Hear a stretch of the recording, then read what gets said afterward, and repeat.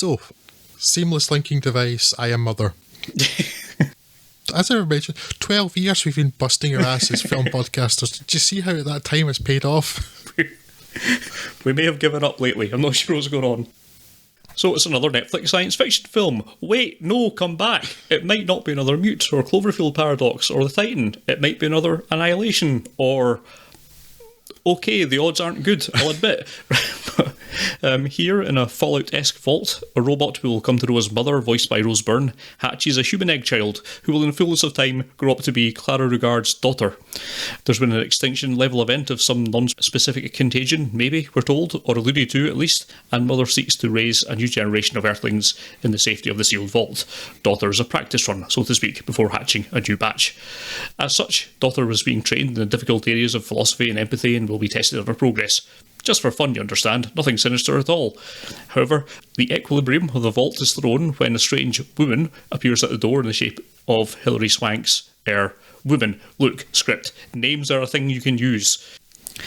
She brings with her tales of robots ran amok, killing people, and agitates for Daughter leaving this facility immediately, and, well, I suppose the rest should be given spoiler warnings, but it's a science fiction film with artificial intelligence. I'll let you draw your own conclusions. However, it's a well enough written film, combined with a spiky turn from Swank, that it did at least have me thinking that it might be about to do something a little less obvious in places before, well, not doing that. You could perhaps argue that the rationale for the AI's actions gets a fairer shake here than other similar films, but it's not moving too far away from the genre's tropes. You can draw a straight line between a few influences here, taking a bit from Moon and a lot from Ex Machina, but they're all good wells to draw from, and I Am Mother winds up a net positive with some solid performances, a decent enough story that in the end doesn't perhaps fully actualise on its intriguing first third setup, and it has some pretty decent production design to tie it all together. It's nothing like as intriguing as Annihilation, but it's much closer to it in terms of quality than another Mute, so that's nice. Yeah, it's another perfectly fine film. I enjoyed it well enough. It's hard to get all that excited about it, but it delivered more or less what I was expecting, I guess, and it's fine. Yes, Drew, what do you make of it? It was fine. Yeah. Yeah, I mean, I know it's easy to get a bit sort of weary and cynical and jaded about films with artificial intelligence Yes. being bad for humans, but, well, once you've seen one, you kind of feel like you've seen them all.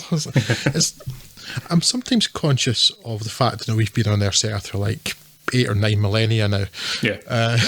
We've seen a lot more films than people younger than ourselves, so it can be easy that something looks really obvious and I realize, actually, no, maybe I think this because I've seen so many films. Yeah.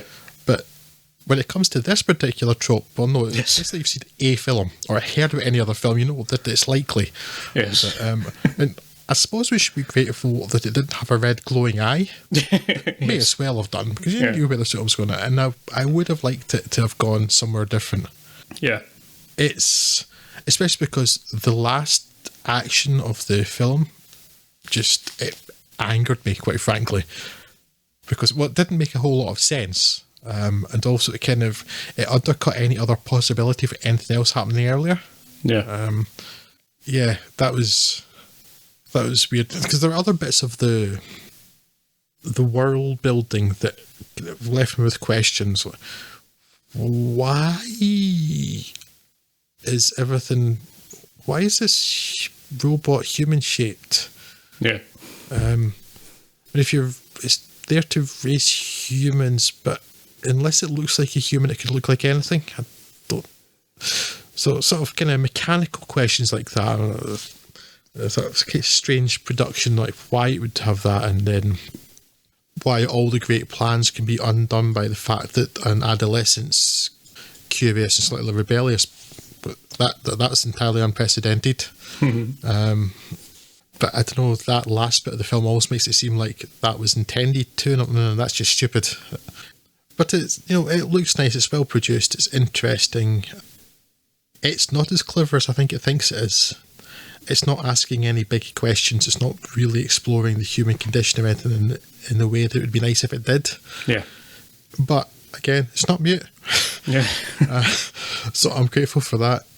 Yeah, it's a pretty decent film. It's entertaining. It's nice to see that sort of level of sci-fi, even if in many ways, as you said, Scott, it's kind of, if not derivative, then its influences are really quite obvious. Yeah. It's just, yeah, no, I don't want to be too negative on it. I enjoyed it. I just kind of was a bit disappointed in the end. As they do something different, or at least if you're going to do the same thing that every other film has done, do it differently. Yeah, it was all very familiar all the way throughout it. It's, yeah, that, if anything else, is the most disappointing thing about it, because there are moments where it's fainting at doing something a bit more interesting, and I think that it's trying to get that with the sort of ending, but it doesn't really achieve it. When you think about it in any detail, it's not actually changed anything. The ending of this film is just it's trying to give you a small emotional high before trying to cut that away at the end. And it's like, well, yeah, but nothing. It didn't make a lot. So it's dancing around it, it's hard to say without completely spoiling it. But yeah, it has an ending that, as you say, just seems to be thinking that it's quite clever and actually isn't, and is really just the same restatement of everything it has been doing for the last hour and a half. So yeah. Not quite the twist-ish thing it seemed to think it was. Yes, unfortunately. I mean, it probably goes on a little too long. I'd kind of like to have seen a bit more of the world. I mean, that's maybe budgetary as well, but it's like, yeah. I mean, it's somewhere between the Terminator and the Matrix. Yeah, and it's like there's some interesting things there, and like, I don't know. It's a very empty world because there are only two people in it. Plus, Rose Byrne's not at all Skynet.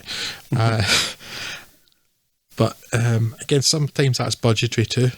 Yeah. I think in this case it's more the concept these humans are very, very alone. Yeah, it's definitely interesting enough to watch though. Yes.